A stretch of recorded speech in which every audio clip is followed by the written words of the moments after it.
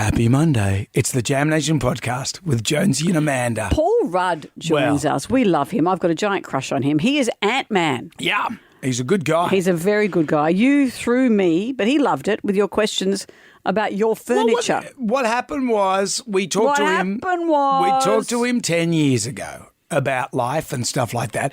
In that time, he's done a lot of things, but we, on the other hand, have done other things as well. Involving your furniture. Lisa McCune joins us. She's narrating a new show about the IVF journeys that many families are going through. That's going to be amazing. Yeah. We go down to the Jonesy and Amanda Arms for the pub test. This is on the back of the Red Hot Chili Peppers performing over the last few days. When you go to a show, do you expect the hits? Or should you? Are you allowed to expect the hits if they're promoting new stuff? And Servo's Screw Up. Tribal Drum is beating. Enjoy our podcast. Everybody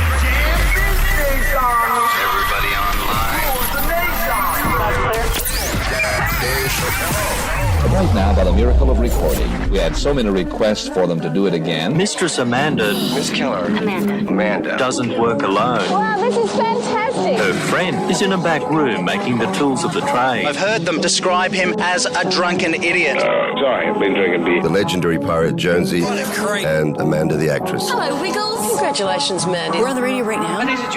Jonesy and Amanda, you're doing a great job. You have no empathy for anyone but yourself, you giant tool. Now's the time to hear good radio. Sorry, a bit of a tongue twist there. Jonesy and Amanda are here. It's showtime, a-holes. We're on the air.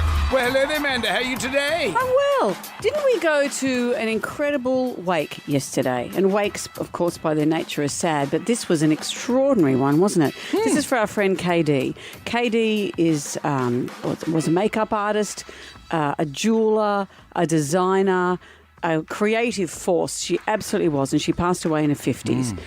And she knew she was dying, so she had planned her final ceremony. It was such a celebration. It was amazing, wasn't it? She got Phil Gould to do a eulogy, and Gus was absolutely fantastic. But he was telling the story about, because KD used to hang around and do all the footy show The makeup. presenter makeup. All their presenter makeup. And Gus was about to go on out on the stadium to do a big thing, and KD said, "So do you ever get nervous?" And Gus says, "No." He goes, "What? Never? You never get nervous?" And Gus says, "No." And she goes, you like doing this?" He goes, "Yep. The only thing I wouldn't want to do is talk at a funeral." And she requested that he did. Talk at a funeral. Yeah. And he did such a great job. He told her he was just so brilliant. And one thing that was quite stunning is that, well, she had a brightly, almost Mexican-coloured coffin, a casket, and an incredible display of flowers on the top of it. And her wish was to stay at the wake. So the coffin remained at the wake, and on the back side of the coffin was painted bright blue, and there were texters, and we were encouraged to sign it, to write a note to KD. What did you write on there? I wrote, "Trust you to learn the secrets of the biggest secret of the universe before the rest of us." Oh, great. What did you write? Rock out. Did you really? Yeah. Well, she'd love that. She 'cause loves that's you. that. Yeah, but there was a moment where, I'm signing it, and I think, she's inside here. And I just got a weep. Well, I have my She's beer and my inside sandwiches all sitting on the top of it. I know, was going, but she wanted that. She wanted to be part of the wake. Yeah. It was quite extraordinary. That's your ultimate pencil case, isn't it? Your ultimate arm cast when you've broken your arm as a kid. Mm-hmm. Sign this. And that's the words that take you to the afterlife. I'll get you. Will you write on my coffin? Yeah. Next week. Don't you're make me already think doing of it. I know. I've got some stickers made. Already got the pen out there. See ya. So you're not the one that wrote Jonesy's a poo-poo head on a coffin? No. Everyone else seemed to. Yeah. No, they beat me to it. Yeah, but rest in peace, Rest KD. in peace, KD, an extraordinary woman, and what an extraordinary day it was. We're happy to know you. Action-packed show today. Paul Rudd, and you and I went on a school excursion on Friday and called up with our old mate Paul Rudd. We haven't seen him for 10 years. He missed us. He remembered us. Tell you what, he is crush-worthy. What a great guy. He's so humble, cute, handsome. He was voted People's Magazine's sexiest man alive, and he's the new version of sexy. You don't need the big rippling muscles, although he probably has those, but he's warm and self-effacing. I just loved him. We'll have our interview with Paul coming up on the show. $10,000 with the $10,000 question, and we can't do anything until we do the magnificent book 7. This is a question about one of my favourite childhood books. The first of the Chronicles of Narnia is a book called The Lion, the Witch and the What? Podcast. Yay, the Magnificent 7. 7 questions. Can you go the way and answer all 7 questions correctly? If you do that, Amanda will say. Yay. But it's about getting question 7 right. Hello, Steve in Bligh Park. How are you? Hi, guys. Love your show. Thank you. Stephen, do you mind when I talk millennial? Amanda's not a big fan. Oh, when I talk Yay's not millennial. That's so millennial. Oh, come on. Yay. Yay is not millennial. High-fiving and yays. You know, I think you've got the wrong age of millennials. Millennials are now in their 30s, aren't they? Am I right, Ryan? Yeah. What 30-year-old's going, yay? What are you? Gem Y Rye. You're a gamete. Yeah. Question 1 for you, Steve. The first of the Chronicles of Narnia is a book called The Lion, the Witch and the What? Wardrobe. The Wardrobe. A visible rectus abdominis is unofficially referred to as having a what? You've got a visible rectus abdominis. I have no idea. I'll just get mine out. Survey says no. Gloria's in Leppington. Hello, Gloria. Hi, how you going? Very well. A lot of guys would like to have a visible rectus abdominis. I know, I feel for those guys. And the guys in all the Marvel movies have a very obvious one. A rectus abdominis is what? A six-pack. A six-pack. Let's play the not-so-secret sound. Duh. Okay, Gloria, what sound is this?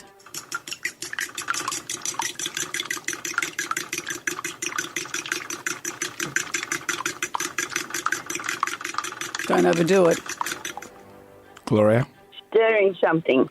Well, yeah, but more detail required. Beating an egg. Yeah, it's whisking an egg. Whisking an egg, Yeah, making an that's omelette. it. The first car wholly manufactured in Australia was known as the Holden what? Was it the AFX, BFJ or the CFU? Oh, I'd get shot by my friend if I didn't get this right. I think it was the FJ. Yes, it was. No. Have they- Yeah, no. No, it's not. No, it wasn't. It wasn't. So is it an FX or an FU? That's how that question goes. Jam Nation. The Magnificent 7. Question 4. Question 4, it's going to go to Anthony in Condell Park. Hello, Anthony. Hey, how you going? Very well, thank you. The first car wholly manufactured in Australia was known as the Holden FX or the Holden FU. I believe it's the FX. It is the FX, not the FU. That was their last model. Yeah. Which singer adopted the alter ego Sasha Fierce? That would be Beyonce. Yeah. Which brings you to question 6. Ooh, these food questions in the Mag 7 always make me hungry. Which 3 flavours are used in Neapolitan ice cream? That would be chocolate, strawberry, and vanilla. Yeah. You know, I always like the vanilla. What does that say about me? And the strawberry, I never liked the chocolate. Well, why don't you just buy vanilla ice cream then? Yeah, I do. I'm talking about when I was a kid and we get the big tub of it. Yeah, and then someone would eat all the Most people went straight for the chocolate. What about you, Anthony?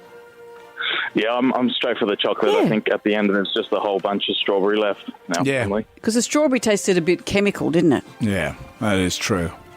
Question 7. Let's bring it home with this. Which huge music awards show is taking place in Los Angeles today? Okay. Okay, you're going to have to round Now up you're your getting brain serious. horses. Come on. You can ask me about ice cream, but not this. Okay. MTV Awards? No, Anthony, I'm sorry. Fiona's in Maryland. Hi, Fiona. Hi, guys. It's the Grammys. It's the Grammys, the 65th Grammy Award. And Beyonce's going to be there. She's She is tied as the most nominated artist in Grammys history. Really? And guess who she's tied with? Bizarrely, her husband, Jay-Z. Whoa! If you want to see it, it's on Channel 9 at midday today, and they're replaying it again tonight. Well, I'll diarise that. Please. Congratulations to you, Fiona. You've got the jam packets all coming your way. A double pass to Billy Ocean's Best Of Tour, 22nd of June at Darling Harbour Theatre. Tickets are on sale today at 9, by the way. If you want to go to this, head to ticketek.com.au for tickets. $200 to spend at My Lasting Bouquet. My Lasting Bouquet, the original real roses that last a year. And Jonesy and Amanda character tours for you to colour in and some Staedtler pencils. Fiona, anything you would like to add? when the going gets tough, the tough get going. Oh, Billy Ocean song. Look at you. You'll See love what it. she did You there? will love it. This is the stuff that you should be bringing to the table, Amanda. Me? What Fiona just brought. Well, Fiona, you're showing me out.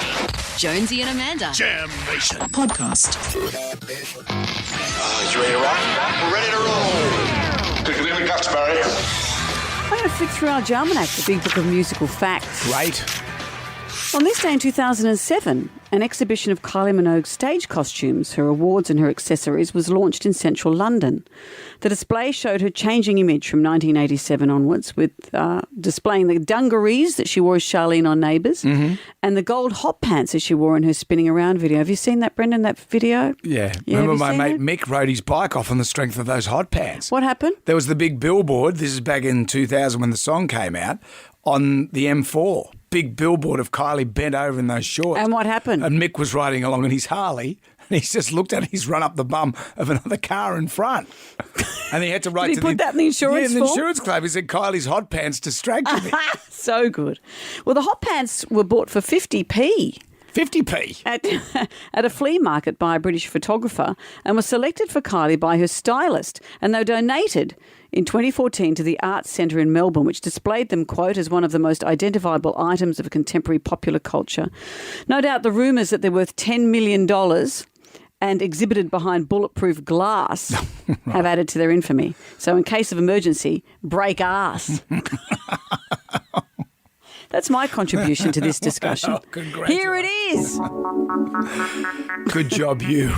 Jam Nation. So she splits up with her boyfriend? This is the thing? Yeah.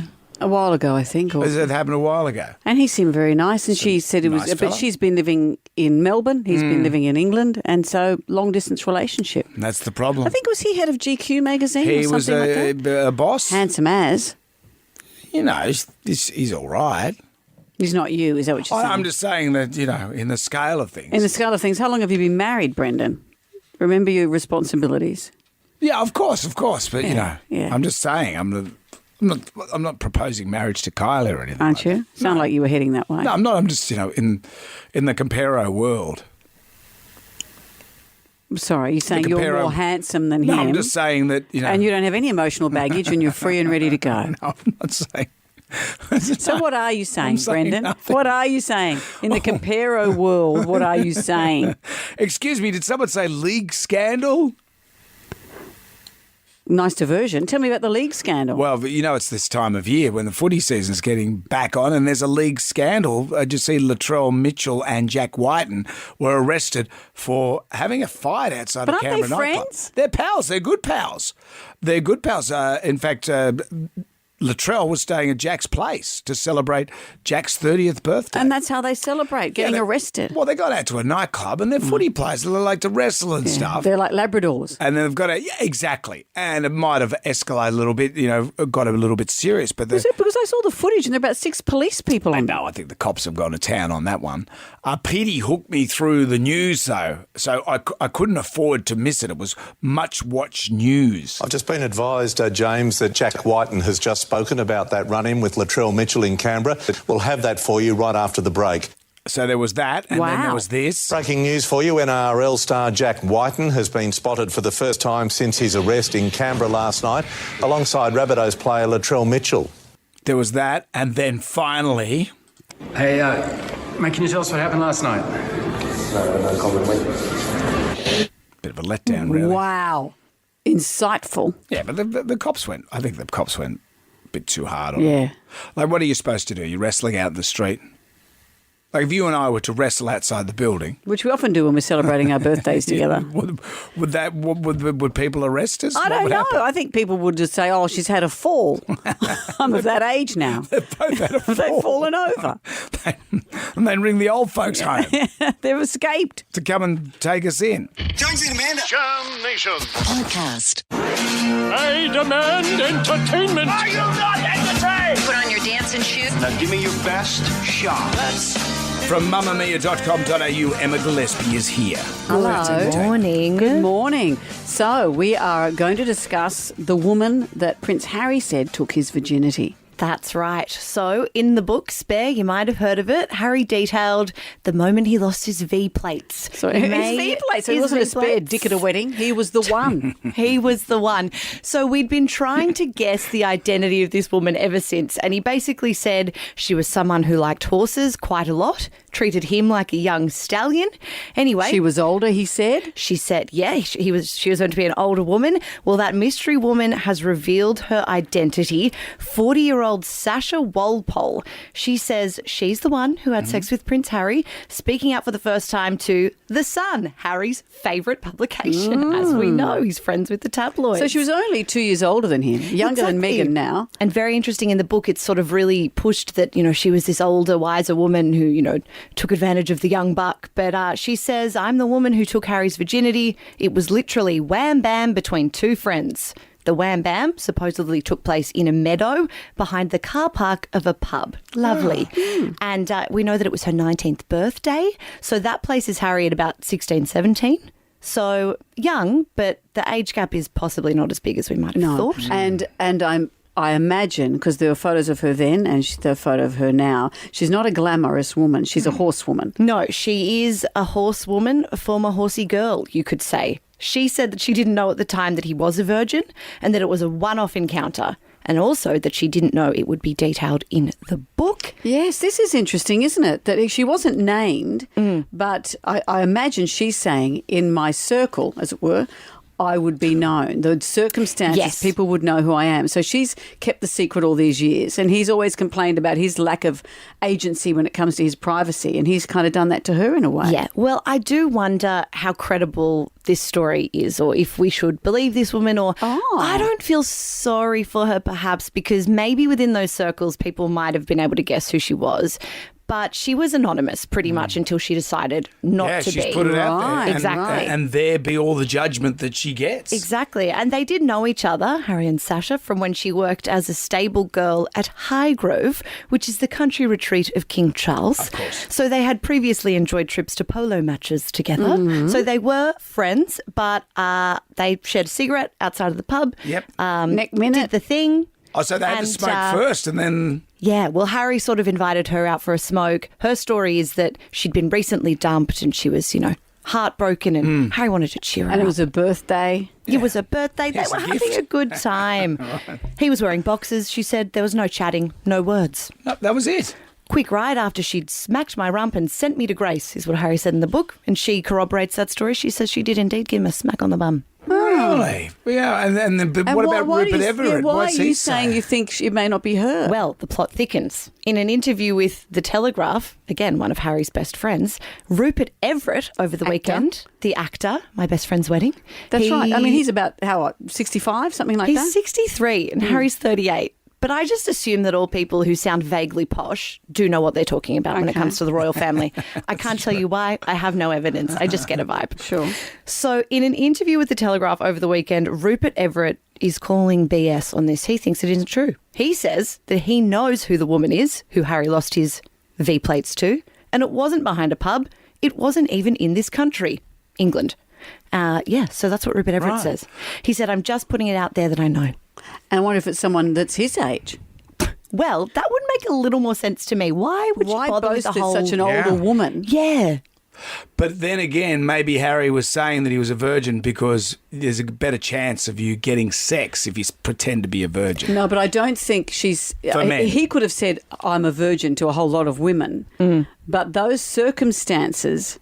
in his book were corroborated by her. Yes. And she says that he didn't make it known to her that he was a virgin. Oh, you never say at that point.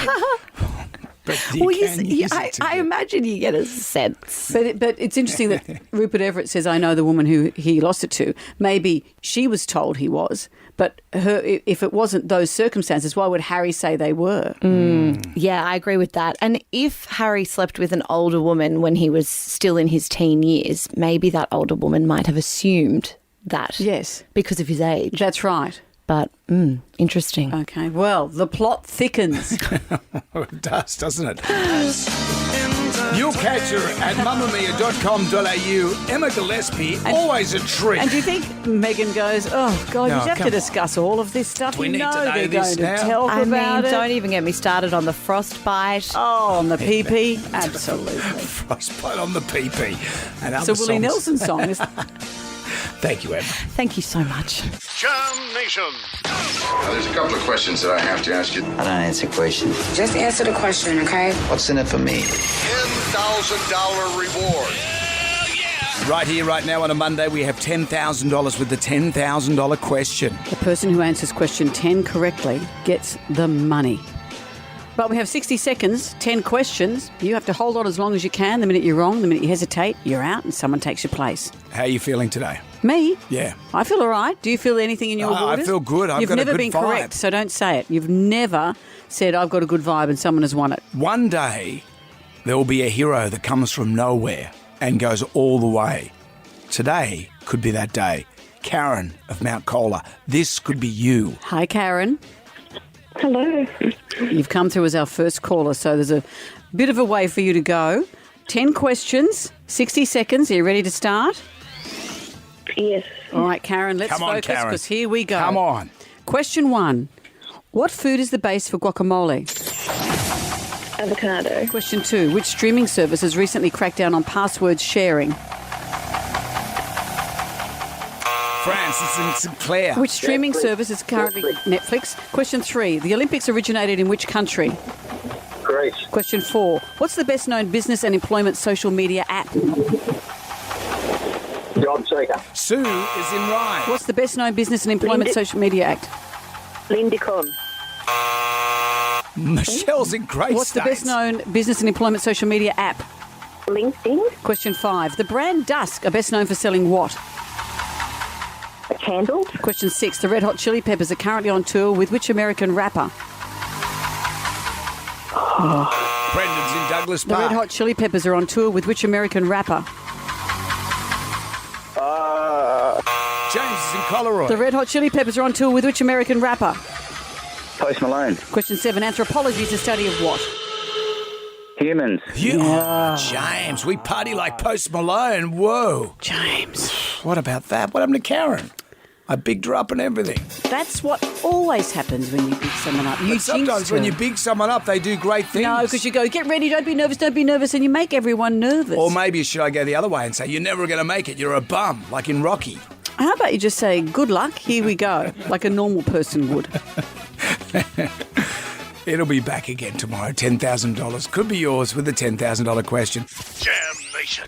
Did you see that on the news? I follow the qualified captain on Instagram. What's that? It's just A cricket thing? No, it's pretty much just boating fails. People just... Oh, yeah. Because the thing about boats, a lot of people think that they know boats, but they don't know boats. All right, and smug people like you enjoy watching people trying to get pleasure out of their boats and stuff. Not you at know. all. I take no... Not at all. I take no pleasure delight in it. in No. anyone cocking stuff up. No, well, you watch boat ramp fails Oh, that's constantly. great. Boat ramp fails are fantastic.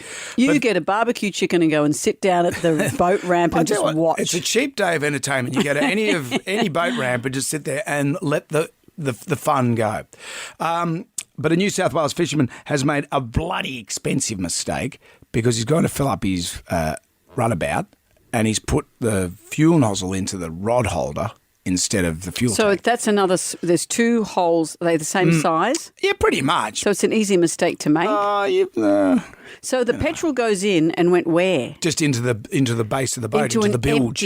Empty space. Yeah. Yeah, what I find curious about this, he put 231 litres of fuel into this boat. That particular boat's capacity would probably be about 70 litres, so I don't know what the hell he was doing. And you can't even really lock off, when you go to the fuel station, you can't really lock off the thing to just let it pump away anymore. So once again, I still don't know how he did it, because you've got to actually jam something into the mechanism to make it just keep flowing. Wow. Like the truckies can do it with diesel because they've, So how much money went in? $536. So at what point does he think, gee, my boat doesn't normally take that much fuel? That's what I don't know. And what's the implications of that all going in there? Well, dangerous? Yeah, incredibly. That could have been that's a giant petrol bomb. If it had, like I say, an automatic bilge or something that kicked in, that could have set a spark off. Also, all that fuel just floating around in the bottom of the boat. It's not grounded, so it could have set it off. It's amazing no one died. Wow. Yeah, wow. And did he out himself? Well, didn't he put himself on Instagram saying, "Oh, don't make this mistake," and people going, "You're an idiot." Yeah. So maybe he just did it for the followers. It's very easy to be embarrassed at the service station, though, isn't it? Oh, yeah. I mean, you have to make the smallest mistake and there'll be someone there going, "Come on, mate." Harley has a sports car and the petrol cap is way up near the door. And so he has to park in an unusual way for the petrol bowser to reach him. And because it's a sports car, you get people saying, "Mate, you don't even know how to park your car." And Harley goes, "Look, I have to park here because this is where the thing is." And there's no time to explain. No, but people are very quick, if you've got a nice car, to poke fun at you and you think, "Oh, you can't even drive it." I was at a servo and there was a guy and he had this look on his face. And I said, "What's the matter, mate?" And he said, "I've just put petrol in my new girlfriend's car." And I went, "Good on you." And he goes, "But it's a diesel." And I went, "Oh." And he said, "Is that bad?" And I said, "Well, don't start it." Why? What happens? Well, you could put diesel in a petrol car, like it won't run really well, but the implications if you put petrol in a diesel car is a lot worse. What will it do? And I'm not too sure. But it's bad news bears. It's bad news bears. It's not good for it. And he said, "Well, I do." And I said, "Well, don't start it because it's not going to start and it's not good for it." And so we had to push it into the thing, and then you had to call the NRMA, got to drain the tank. And then call his girlfriend. Oh, his new girlfriend. And I said, "Do you want me to hang around?" Petrol in your this car, guy, honey. he was as white as a sheet. And I went, "Oh, do you want me to talk to her?" Because I would have helped. Yeah, can you imagine? Look, this knucklehead here, tell you what he's done. Drop him and go with me. What do you look like? Send a photo. Anyway, tribal drum. I think the tribal what drum. What do we call it? What about Servo screw up? Give me fuel, give me fire, give me that which I desire. Servo screw up. Maybe you've parked the wrong way. Yeah. Maybe you tried to get some Mentos and caused a scene. Mm-hmm. Whatever has happened at the servo, we want to know. Podcast. So a fisherman, he's gone to the petrol station, he's gone to fill his boat up, and he's actually filled his boat up. Yeah, he put the nozzle into the fishing rod hole. Yeah, you've got it in the wrong hole. It's very easy to embarrass yourself at the servo. There's a lot of... when you first get your licence, that's the most terrifying place in the world, trying to remember which side your petrol cap is on, trying to look like you know what you're doing, to not be intimidated by people who are parking behind you and irritated that you're taking too long. It's a very stressful scenario. This is how old I am. Years ago, I used to work as a fuel attendant at my local service station, which I go to now. You were alive in the 50s. No, and you go and fill up the cars for the old ladies and ding and do all that sort of stuff. And I remember the boss at the time, to clean all the oil off the causeway, off the little concourse there, he'd say, "Just get some fuel, boys, and squirt it on the thing." Oh, wow. So you're getting a 13-year-old kid with a nozzle of like a petrol bowser, just going psh, psh, psh, spraying it on. 13-year-old who smokes. Yeah, psh, psh, psh, and that was it. My friend's mother pulled into the service station and she misread between I think the litres and the amount, and she said, "Yes, that's enough, thank you." This is when the attendant was helping. He said, "Are you sure?" "Yes, that's enough, thank you." "Well, that's $4.50. And she said, "Yes." She's so embarrassed. She said, "Yes, that's what I was after." Drove off with her dignity, her head held high. Yeah. Perth, here we come. James, the tribal drum is beating Servo screw up. Give me fuel, give me fire, give me that which I desire. James has joined us. Hello, James. What happened? Good morning, guys. How are you, mate? I'm all right. So it wasn't actually me. This was through work. One of the guys went to fill up a car at the servo, and similar to what you were saying before, Jonesy, he put petrol into a diesel car. Now, with our cars being European, they don't have a fuel tank drain plug, so there's no real easy way of doing it. So they sent me up there with a couple of barrels, metal barrels to put some waste fuel in, bit of hose, and one of our computers.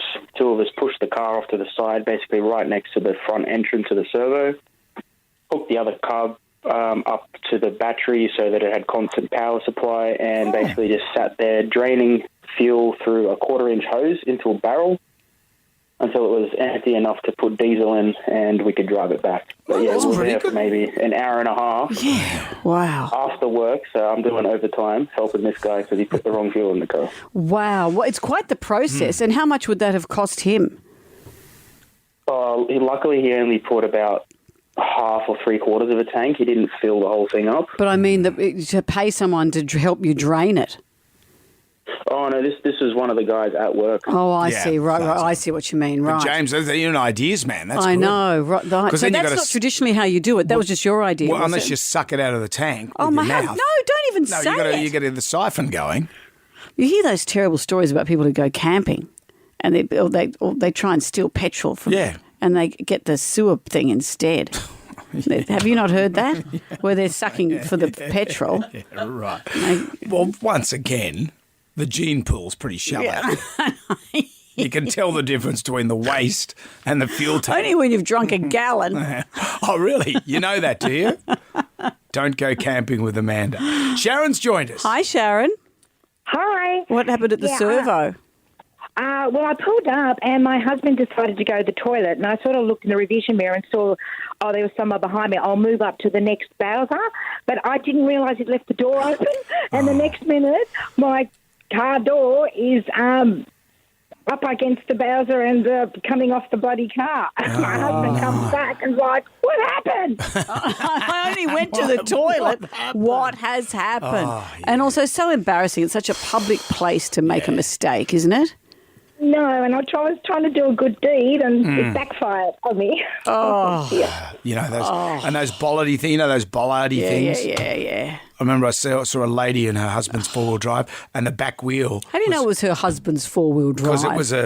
Because she said it because she was in tears and the back wheel was off the ground, so she'd driven over the bollard. And I said, I don't know how we can get you out of this situation. We're going to have to, and the jack, they couldn't get the jack from the bottom to get to the bottom of the car. Too high. So it was just a whole, and then everyone just gathers around. Of course they do. Yeah, everyone's going, well, then what you got to do is this, and this poor lady's just going, my husband. Oh, terrible. So that happens. We're going to take more of your calls. Servo, screw up. Jonesy and Amanda. Jam Nation Podcast. Are you ready to go? Let's go.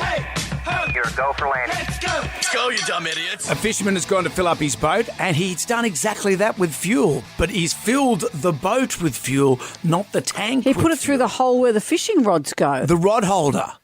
And on the boat, there's a rod holder, and then there's a petrol cap. Are they next to each other? They can. Well, yeah, they can. But maybe they should design it so that you know which is which. Yes, it's got a sign that says gas, and you look at it and you go, well, okay. And there's other ones that say water. It's just I don't know, this skill called reading. Yeah. And you look at that. Well, obviously, you have to account for people being idiots. I find it incredibly stupid that he puts 231 litres in there. Yeah, at what point does he go, gee, my boat's taking a lot today? That particular boat would take probably about at best 80 litres of fuel. Well, the tribal drum is beating for Servo, screw up. Give me fuel, give me fire, give me that which I desire. You love Metallica.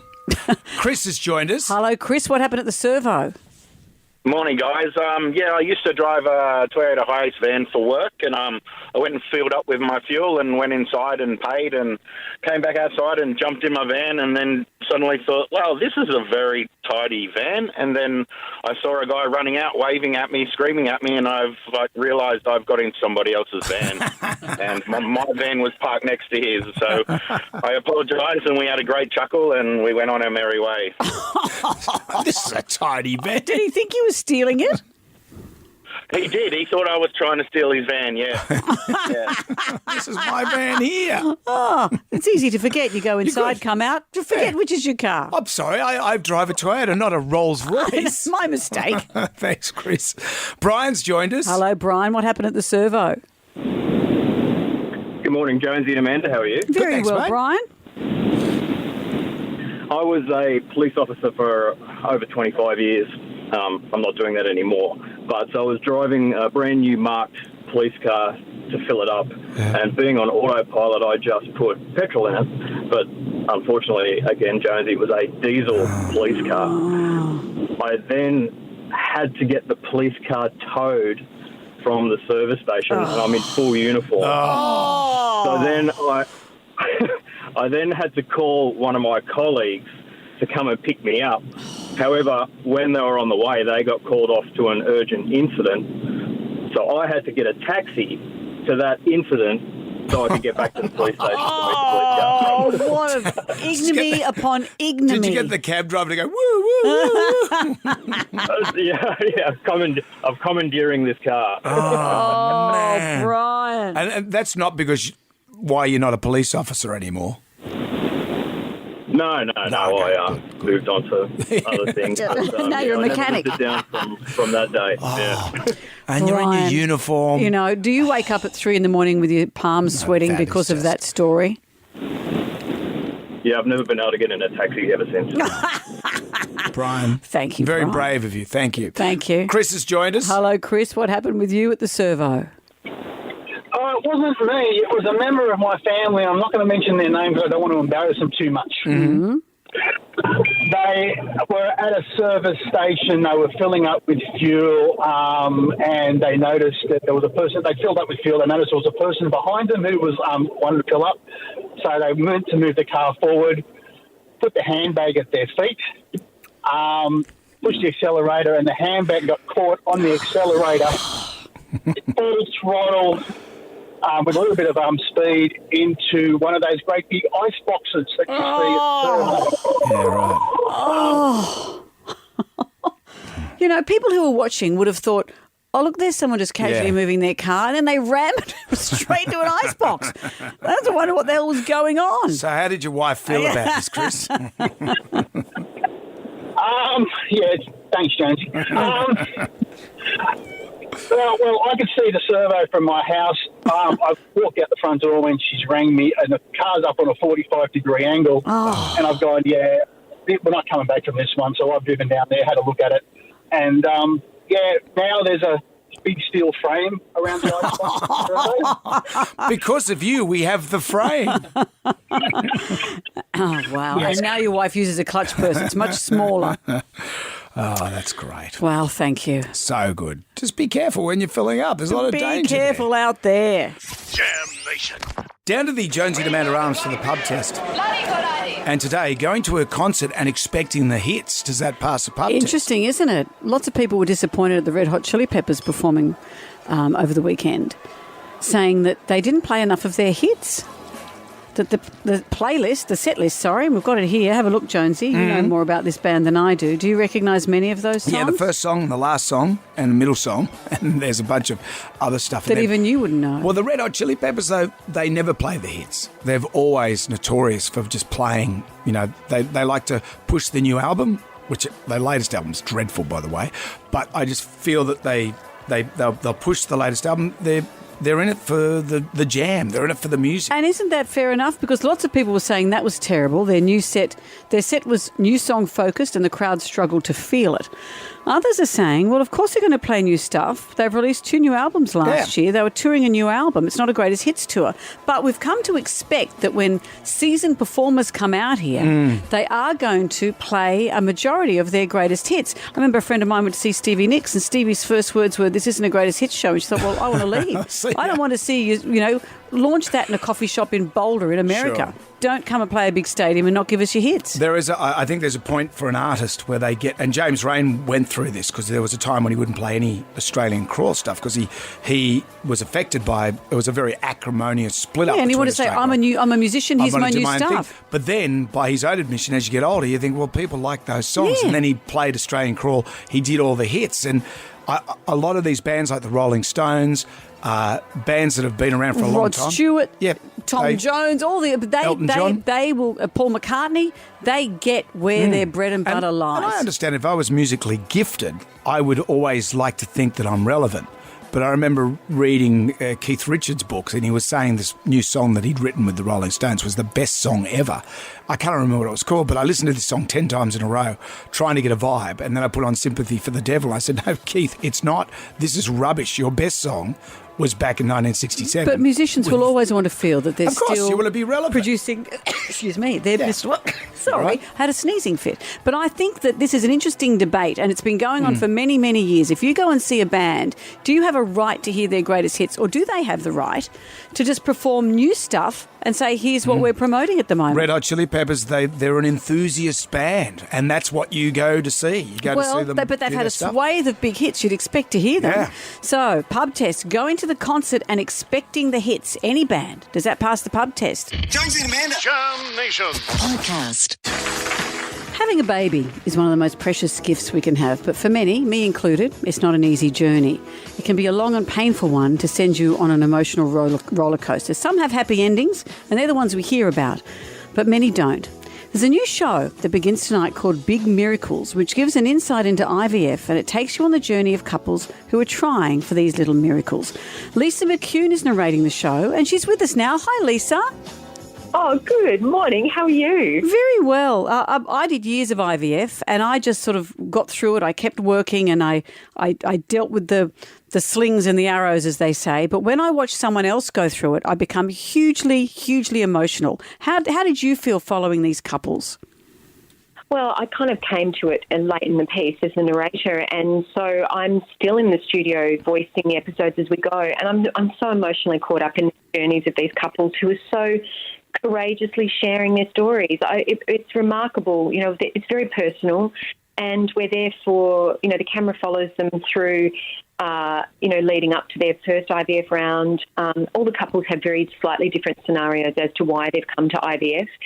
Some people are freezing their eggs, but yeah, it's really, I think I've cried because it's hopeful, and I've cried because at times there's great disappointment. It's really remarkable seeing what these couples go through, though. I didn't understand the science of IVF as much as, I mean, you, Amanda, having been through it, would know, but I'd only heard from friends. But seeing the process of what happens, it's kind of amazing what the human body can do and what it has to do to get pregnant. I'm loving it. This is a lovely balance of human stories, science, and, you know, and remarkable storytelling, I think. And as a narrator, is this your first crack as a narrator, Lisa? I've done some books and things like that, but I kind of come in and I'm just the person you don't see, which I guess makes it a little bit different from like a reality TV show. We've still got couples, but the prize that they win is a baby if they get pregnant, and so it's not really reality television. It kind of really steers into documentary land a little bit. I'm so thrilled to be part of it. I just think it's a lovely step back from having to front something. It's lovely just to be sharing in this journey in a really little way. Was there a particular couple that made an impression on you? Well, it's just you tend to kind of go on board the way that you get an AC storyline through each episode, but there's this gorgeous couple, Courtney and Woody, who we met in the first episode. I mean, they're all absolutely gorgeous, and but Courtney, I think people will really fall in love with Courtney because she's got this. She just is so honest with her emotions. She's just so giving, and you think, how can you be so giving when you're going through this process? And yeah, I think that their stories, I've loved following their story. I really like following them all, actually. It's kind of remarkable. And the doctors, you know, we get to hear, we talk to the doctors talk to us and tell us what's happening for the couples, and we're there when the phone calls come in after pregnancy tests. Yeah, it's huge. It is huge. And 1 in 6 Australians will experience infertility, whether that's endometriosis for women or men with low sperm counts or same-sex couples relying on surrogacy. It's a big part now of the fertility story. Aren't we lucky, though? Science has really made so much possible, and, you know, women... Of course, we're leaving things later as well. But, you know, this morning, Amanda, you're the third person that I've spoken to this morning after doing 5 radio interviews who's done IVF. Yeah. And also the fact that we talk about it too. One of the girls was saying this morning that, you know, they did it very quietly and privately. But I think shows like this make it a little bit more like, oh, yeah, we're going through a journey. Like, to be able to talk about it is really great as well. You know, nobody really talks about being pregnant for the first 12 weeks. And yet somehow, if there's a scare or anything, you have that support. So I think things like this are great that we're talking about it. And it's been great watching the men too, because it's not only a female journey. We do have a same-sex couple in here as well, but it's not only the female's journey, because the guys, you know, they're going through it as well. And yet it's so much, they're having to sit on the sidelines and watch their partner have the injections and egg retrievals, and you know, it's fascinating. It really is. Right, and it's on after Married at First Sight, which is sort of like That's funny.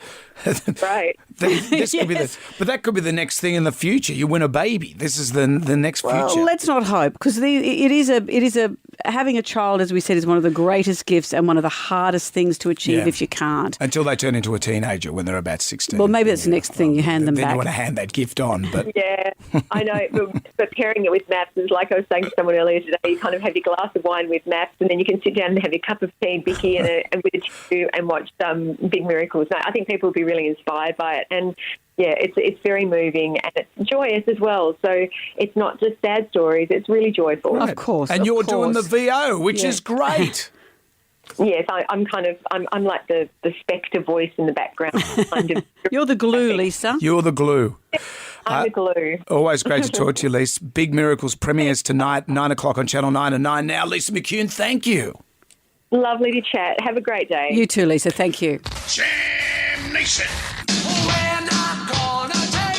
I want you to get up right now. I feel like I'm taking crazy pills. Go to your windows, open them, and stick your head out and yell, I'm as mad as hell. I'm not going to take this anymore. Down to the Jonesy to Manor Arms for the pub test, going to the concert and expecting the hits. Well, we're asking that generically from any band, but in particular on the weekend, the Red Hot Chili Peppers underwhelmed a Sydney audience by not playing enough of their hits. People said the set list was unrecognisable. Well, they started with Can't Stop, which is a great song. Yes. They wrapped it up with By the Way, which is a great song. But in the middle, there was a lot of filler. Soul to Squeeze would have been in there. It's always great to hear that on the bass with Flea. Yeah, but that's 3 songs out of an entire show. So you would have been at the bar a fair bit. Yeah, so some people have said, look, of course that's fair enough. They're going to play their new stuff. They released 2 new albums last year. They're touring their new album. It's not a greatest hits tour.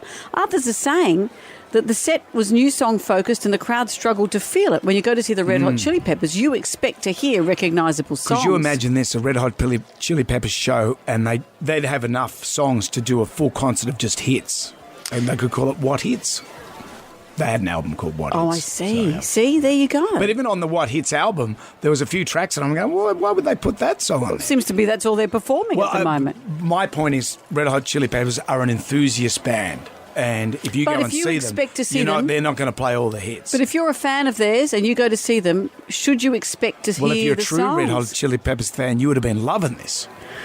Going to a concert and expecting the hits, does this pass the pub test? I think with the amount of money that you pay these days for a concert ticket, that you should be able to hear what you want to hear and know it. Nah, not at all. It's one of those things, if you want to hear the greatest hits, go and buy the CDs. You go into a concert to listen to whatever they're doing at the current point in time. If you want anything else, hey, go down to the music store. Yes, it does, because these are the bands that you've grown up with, the ones that you love. Best bands will do it automatically, where they will have their hits as well as songs from the current album. Playing the back catalogue, it's also a respect to the fans who got them where they are. It's true. Yeah. Nobody's digging your music but you. That was in Purple Rain, remember that? No, but thank you. Jam Nation podcast. When I think of you and Wheelhouse, I would say a 12-hour race at Bathurst is not in your wheelhouse. No, just the word wheelhouse frightens me. So the Bathurst 12-hour, Harley was watching it. As I said, Grant Dennis, that's my interest in it. I'll see what Grant's up to. But it's not my thing.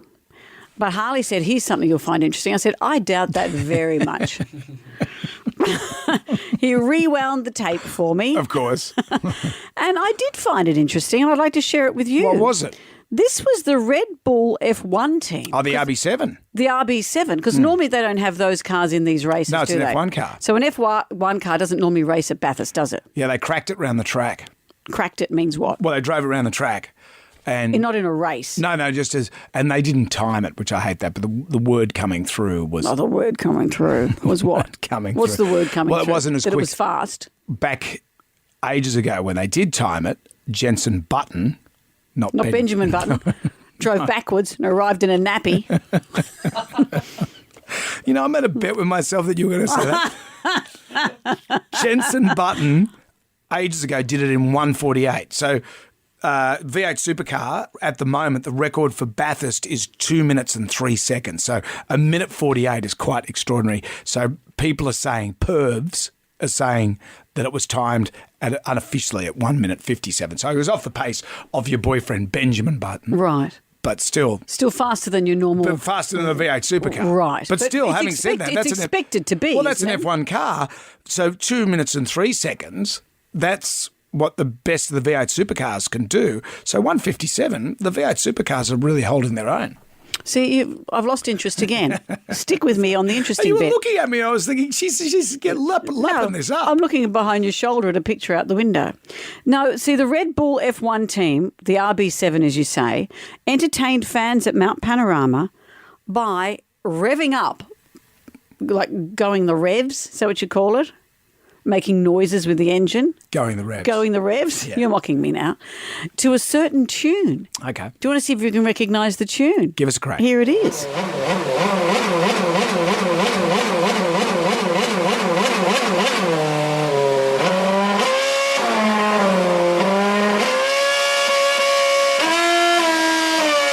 Cracked out the anthem. Oh, this is great.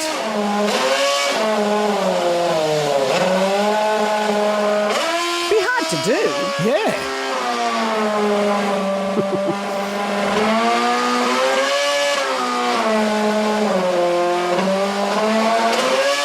I thought I'd do the second verse.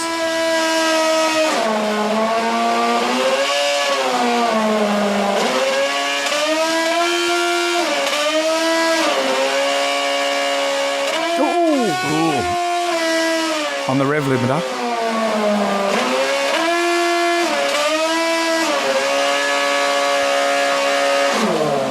Smoke the bags. I remember that scene from Driving Miss Daisy. I've got chills. That's great. Amazing. It'd be very hard to do because it's just your foot on the accelerator, isn't it? I would say that that's through their computer.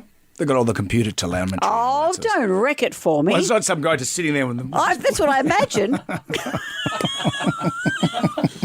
I was going to try it on my way home. And you drive an electric car. So? Well, no one's going to hear anything. Gee, take that, Conrad Sewell. Yeah, Julie Anthony's anxious. Human nature's going, hang on a minute, what? Doing us out of a gig. Jam Nation. As superheroes go, Paul Rudd as Ant-Man is my favourite.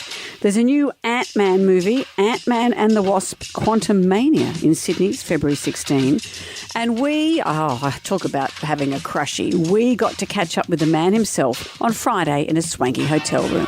Jonesy, Amanda. Whoa, it's been 10 years. We spoke to you 10 years ago. Since that time, you've sexiest man in the world. You've done multiple movies. You're now part of a Marvel franchise. We've stayed right here. Stayed same radio station. I got a new dining table. Oh, how is it? Hey, good, yeah, good. Seats how many? A 10. We've gone from an 8-seater to a 10. Oh, so well done. It's an extender. Two more people you can have over for dinner. I bet you've got envy. You know, you'd swap all this Marvel success. I actually don't even have a dining room table. Yeah, my house doesn't have a dining room, and it's an issue. I bet it is. Where do you eat? Out? Do you eat out all the time? No, we don't. We eat at the island in the kitchen. Ah, yeah. There's like a the island is Hawaii. Yeah. I wish. No, but that's the new the breakfast bar of the 70s begets the island. Now you've got the island. Yeah. So we'll see where it goes in 20 years. The world is your oyster. Well, hopefully. The world is your oyster. Your career, you've always played such vulnerable, funny, wonderful characters, and that's now the new superhero. But when you first started, did you have any idea that kind of role could lead to being a superhero? Absolutely not. I had no idea that any of these roles would lead to any other roles. I was happy to be a working actor, and I hope to do things that were kind of interesting. I always loved comedy, but my background is not stand-up or sketch or any of that. I was able to, fortunately enough, kind of get in with the Apatow crowd and Anchorman and that, and the stuff that I met you guys last time over here with Anchorman. But it's unreal, like the directions that things go. And here I'm now in the Marvel Universe. But, obviously playing a superhero that, it's not Thor. I don't know, you know what I mean? So it's like, it still kind of but it's works like within... Thorax. It's Thorax. Sorry. Exactly right. Well done. Oh, way to go. Very nice. Now I see why you got a 10-person dining room table. I mean, that is... I delight many people with these conversations. Absolutely. But the whole ant thing, I love ants, and I've got to a point in my life where I can't really kill ants anymore because there's too many movies about them. Yeah. Do you have new You and me respect both, for man. ants? I feel like it's real bad karma. They're your brothers. They are sisters. responsible for a lot for me. So I don't mess with them. No. I have a real appreciation for them. They are incredible creatures. Yeah. Have you thought of maybe, for a new one, Ants in Your Pants Man? That's a saucy up late version. Ants in your pants, man. Yeah. Apparently they make the belly button dance, man. I noticed you're not writing any of this down. Ants in no pants, man. Ants which is in a no real pants, right. man. Which is talk about saucy. Absolutely. When you're filming things in the quantum universe, in the quantum realm, when you watch it back, do you go, is that what we were doing that day? Oh yeah. Yeah. You don't even. It's the weirdest thing. These movies come out, and then we see them, and it's like, oh, that's what it looks like. We have no idea. Yeah. We're really looking at tape and blue screens, and yeah, it really is kind of one of the biggest treats of seeing these things when they're done, is that we actually get to see what it is that we're filming it. Yeah. Well, the technology has come so far. Is it still done? You've got a little stick with a tennis ball on it, or it is so. Some things don't change, where it's like you have to look at this little tape mark or a tennis ball or whatever it is for eye lines. But the technology that goes into making these things has changed so much, even since the first one. And it's every single time it feels like it's a different thing, because certain things are much easier because technology has been created. In this one, this was the first time we shot something called the volume. So there was this LED screen around a soundstage. So it was the one time we didn't see blue screens. We saw what it was going to look like, and if you really did feel like you were in the quantum realm. It was really nuts. Wow. And now that you're in the Marvel franchise, is it better catering? Is everything that much better? The catering is really, really good. The problem is I can't eat any of it. Of course. Because I got to fit in the suit. Right. And it's a real tease. It is a tease. And you'd have that ant strength to take away a picnic basket as well on your head. Oh, you stole my joke. He stole that, Paul. That was And with that, we'll catch you in the next 10 years. Well, if you want to come around for dinner. That's great. That's great. Space. Me and 9 of my friends. Yeah, bring your ant There's no collar. place for you. 8 of my friends. Well, no, what am I saying? 7 of my friends, you obviously. Well, thank you. Paul Rudd, you're a treat. Thank you. Paul. Nice to talk to you. Thank you. Good to see you again. Thanks. What a great guy.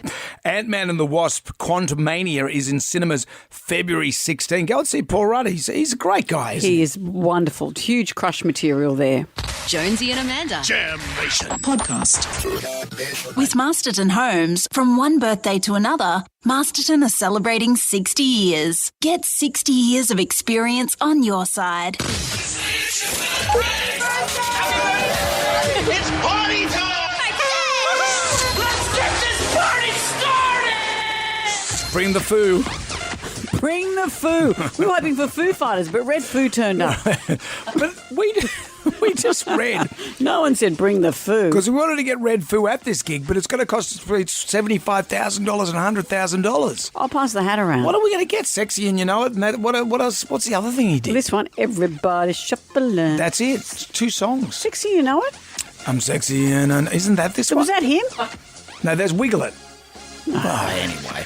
Anyway, we're going to have a great... There will be music. Seriously. There we're will never be going music. to get Red Foo. There'll be music. There'll be music. Can we get Daryl? Maybe Daryl Braithwaite. Drop what you're doing, Daryl, and get in here. Get off the dummy, mate. We are going to have a very swanky event at Urban Winery in Moore Park, Thursday, March 9. We'd like to see you there. But what about this? Someone in that room is going to win a car. Yeah. A Jonesy and Amanda's 18th anniversary edition of an MG3 Auto Core. 12 months on-road cost valued at $20,000. Dream machine. We will have more announcements this week about things that will happen at that very event. What else is going to happen? I'm going to have live surgery. Wow. That'd be great. I need a new hip. Let's get someone Let's from get the some crowd live surgery to do happening. it. Someone from the crowd to do it. Draw straws. See who's up. I dare say we have surgeons that listen to us. Well, I don't care if you're a nose surgeon. Come and do my hip. Which frightens me. Call us right now, 13 WSFM, if you'd like to come along. Thank you for Masterton Homes for being there for us. That's right. Masterton are celebrating 60 years. Dave heard about this and he instantly just said, I want to get on the ground level of this. Well, you can get their 60 years of experience on your side and celebrate our 18th Actually, birthday. maybe we can get Dave Masterton to work on some of your surgery. Well, he knows his way about how a 2 many by, weeks? 2x4. We've got a couple of weeks for him to train. Yeah, I reckon he could do There'd it. be some YouTube videos, sure. Sure. Easy. Jam! nation. You didn't watch Married at First Sight last night? Hang on, let me just check. No. But I know I can sleep at night because you inform me. The problem is Married at First Sight, as we've discussed, is pretty much it's methamphetamine. You know, you could be watching quality TV, but here I am just crawling around the dirty caravan that is Married at First Sight, just hanging for another fix. Yeah. And it doesn't disappoint. It always gives quality stuff. What we've learned from Married at First Sight, they love the word 100%. 100%. 100%. 100%. 100%. 100%. They also like using a cliche, which always becomes a little bit of a zinger throughout the series. And we've been introduced to Freak in the Sheets. Well, I look like the girl next door, but I like to see myself actually as a little freak in the sheets. Which we don't know what that could mean. means. She poos the bed. No one knows what freak in the sheets means. See, you want freaks come in all kinds. Yeah, you know, I've seen the Elephant Man. What did he do in the sheets? Well, he was a freak. He had to wear the sheet over his head. Right. So from the neck down, she's Elephant Woman. So maybe you don't want that. No. Maybe that's not such a big thing. So no one's doing a Freak in the Sheet show at the circus. So anyway, last night, what happened? Freak in the Sheets, who I do like. I do like her. I've forgotten her name, but I do like her. She's a nice lady. She's 41 and she's been out there in the dating wilderness, been single for 9 years. She just wants to get back into the game. She wants a relationship. And she's been paired with this nice fella. He seems reasonable. Similar age? I believe so. Similar sort of life goals, similar ethos? He took his Nintendo Switch along. No, to where? To on the honeymoon. What? Yeah, so he took that along. And he wears Toy Story pajamas. So he's a little bit conservative. So after the wedding, and she seemed quite happy, Freako seemed happy with old mate. And then Freako and old mate. Freako and old mate. So when they had their honeymoon night, they consummated the marriage. Can I ask you this? In the old series, did they have it off? I don't seem to think that sex it was never discussed. No, well, and that is a good point you make, because last night there were two different. There was a bit of a he said, she said as to whether there was consummation. Last night we just had a really lovely kiss and cuddle and went to bed. Was sex last night with Josh good? Yes. No intimacy progressed. Last night went off with a bang. We're older, we don't have to jump in any of that stuff, and we've got a lot of time to get to know each other, so there's no need to rush that aspect. I was looking for a big, burly man to throw me around on the first night, and let me tell you, Josh has it covered. Thor does have a big hammer. I'm open to seeing when we're both comfortable around that kind of stuff. I'm on the Josh train now. Boop, boop, I'm not getting off. So this makes me very uncomfortable. Well, there's two different points of view two there, different isn't points there? of view, but also that you might have it off on that show and your performance is then discussed on television the next day.